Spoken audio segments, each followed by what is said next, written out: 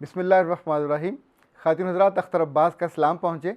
दुनिया में कुछ रिश्ते ऐसे होते हैं जो हमेशा तराजू लेके बैठे रहते हैं। ये रिश्ते हमेशा मुश्किल में पड़ते हैं और उसमें खुशी गायब हो जाती है। बहुत सी बच्चियों ने, पाकिस्तान ने, दुनिया भर से ये सवाल पूछा है, बल्कि ख़ास तौर पे हैदराबाद दक्कन से एक बच्ची ने पूछा है कि आप ख़वातीन के बारे में तो बहुत सी बातें बताते हैं, कभी हमें ये भी बताइए कि जब मर्द का इंतखाब करना हो, अपने लाइफ पार्टनर का इंतखाब करना हो, तो उसमें क्या खूबियाँ देखी जाएँ। आम तौर पे तो ये चॉइस लड़की के पास होता नहीं है कि वो मर्द की या लड़के की खूबियाँ देखे, लेकिन जहाँ जहाँ आपको चॉइस मिले तो बतौर ख़ास कुछ चीज़ों का ख्याल रखिए। लाइक अगर आप यूनिवर्सिटी में इकट्ठे पढ़ रहे हैं, एक जगह इकट्ठे जॉब कर रहे हैं, किसी एक प्रोफेशन में हैं, तो या इसे हम कहते हैं अपनी शॉपिंग लिस्ट अपनी अम्मी या अब्बू से ज़रूर डिस्कस करें। जो रिश्ता आपका देखना जा रहे हैं, आपकी बहन या भाई, उसको ज़रूर बताइए। याद रखिए, जिसके साथ ज़िंदगी गुजरनी है, ज़िंदगी माँ और बाप ने नहीं गुजारनी, ज़िंदगी आपने गुजारनी है। और अगर कोई आदमी हर वक्त आपको तराजू पे रखे रखे तो ज़िंदगी नहीं गुजर सकती। हर लम्हे आपको कम होने का, ज़्यादा होने का जो डर है, ये ज़िंदगी से सारी खुशी को गारत कर देता है। यानी इसका मतलब ये हुआ कि अगर कोई आदमी जजमेंटल हो, हर बात पे फैसला करने बैठ जाए, तो कभी अच्छा लाइफ पार्टनर नहीं होगा। नंबर 2, जब जब आप किसी को देखते हैं, पसंद करते हैं, अगर वो केयरिंग नहीं है और अगर वो लविंग नहीं है, तो भी ये रिश्ता बहुत अच्छा नहीं होगा। पर मर्द में जो इससे भी बड़ी खूबी मानी जाती है कि अगर मर्द माफ़ करने वाला नहीं है, उसका दिल बड़ा नहीं है, हर छोटी छोटी बात पे वो ख़वातीन की तरह बैठ जाए चीज़ों को जज करने, तो भी ज़ाहिर है वो उसका जो मर्द का रोल है वो डोमिनेट होता है, वो प्रोमिनेंट भी होता है, डोमिनेट भी होता है। और जो लीडर होता है या जिसने लेके ज़िंदगी चलनी है, वो अगर छोटी छोटी बातें माफ़ ना करे, दरगुजर ना करे, उनको जाने ज़रूर पर उन पे ताने ना दे, तो ज़ाहिर तभी वो लीडर कहलाएगा। एक बात और जो मैंने ज़िंदगी में नोटिस की कि जिन लोगों की निगाह अच्छी नहीं होती, वो हमेशा ज़िंदगी में अपने लाइफ पार्टनर को धोखा देते हैं। तो जब आप मोहब्बत में जा रहे हों, जब आप रिलेशनशिप में जा रहे हों, या जब किसी को पसंद कर रहे हों, हमेशा उस लड़के की रिप्यूट ज़रूर देखिए, उसकी निगाह ज़रूर देखिए। आपके होते हुए उसकी निगाह किसी भी खूबसूरत लड़की का पीछा करने लग जाए और हर एक को वो देखता हो और उसको जज करता हो, स्कैन करता हो, तो ये जितना मर्ज़ी खूबसूरत हो, जितना मर्ज़ी अमीर हो, इसकी 2 टके की अहमियत नहीं होगी आपकी ज़िंदगी के उस पूरे सफ़र में कि जहाँ इसको आपके साथ खड़े होना चाहिए। आप सोचिए कि आप बाइक पे जा रहे हों, गाड़ी पे जा रहे हों, किसी दावत में हों, और उस वक्त आपका मियाँ किसी और तरफ देख रहा हो, उस लम्हे जो डिसरिस्पेक्ट आपकी होती है।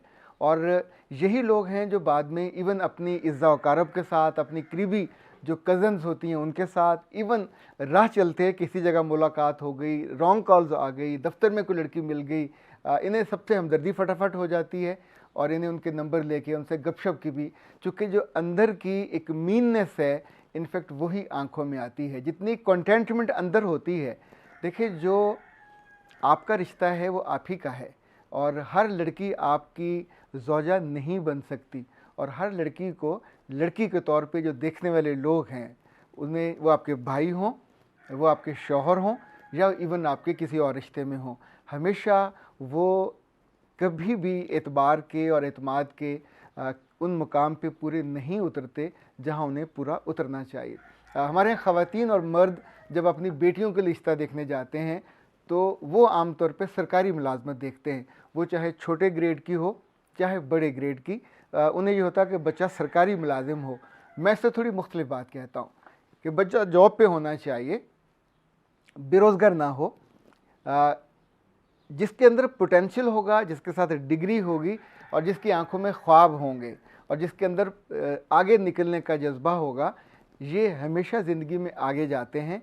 लड़की इसकी ज़िंदगी में जाने के बाद प्लस हो जाती है, चूँकि जो लड़की का रिस्क है, जो उसके बच्चों का रिस्क है, वो साथ शामिल हो जाता है। ये अल्लाह का वादा है, ये हर सूरत में आपको मिलना ही मिलना होता है।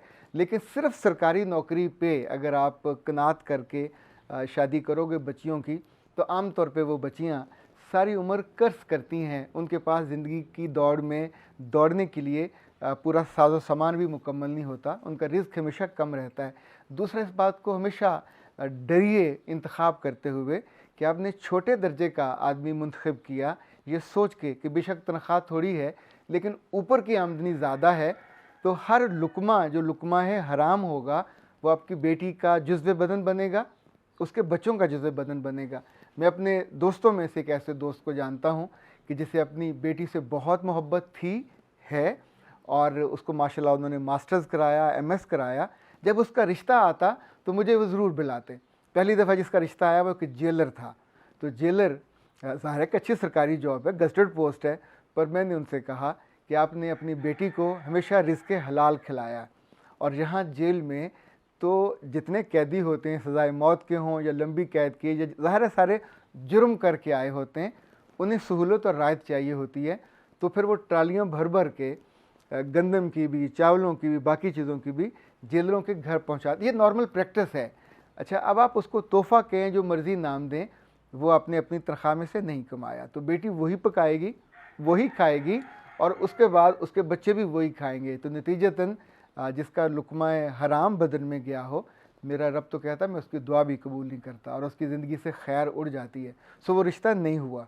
फिर उन्होंने जो दूसरा रिश्ता उनके यहाँ आया, वो एक जज का था, और जज एक बहुत ज़्यादा बाइज़्ज़त पोस्ट है, उन्हें पसंद भी था।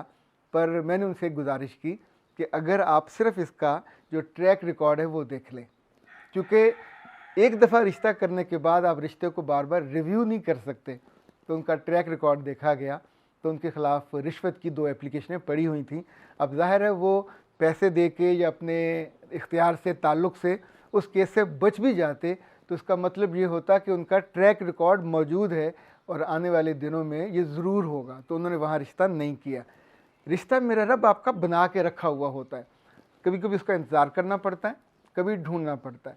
फिर जिस जगह उस बच्ची का रिश्ता हुआ, अल्हम्दुलिल्लाह वो बच्चा पढ़ा लिखा है, और उनको चूँकि सरकारी मुलाज़िम अज़ीज़ था, तो उसने एक महकमे में जॉब की, अब दूसरे में, अब अल्हम्दुलिल्लाह किसी तीसरे महकमे में, और बहुत अच्छी पोजीशन पर चला गया है।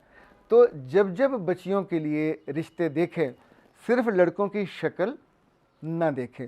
सम टाइम सांवला रंग हो तो भी चल जाता है, पर बच्चे का अखलाक बहुत अच्छा हो, किरदार बहुत अच्छा हो, पढ़ाई उसकी अच्छी होनी चाहिए।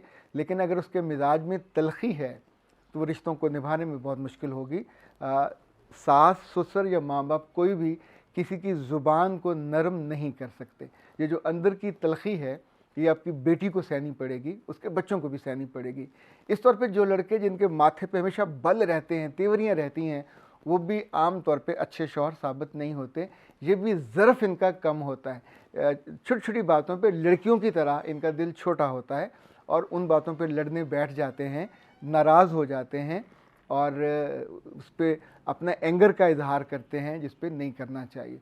कभी कभी चीज़ों को मैच्योर करने से पहले उनके दोस्तों से ज़रूर मिल लेना चाहिए, पूछ लेना चाहिए। मैं तो इस हक़ में भी हूँ कि दूल्हे को, मुतवक्को दूल्हे को बुला के उसके साथ घर से अलावा किसी जगह लड़की के माँ को, बाप को, या बहन जब भाई को, सब बहुत इकट्ठे होकर ना जाएं, पर एक दो लोग ऐसे हों जिसके साथ खाना खाएं। इस बीच में एक बातें करता रहे और दूसरा खामोशी से ऑब्ज़र्व करता रहे।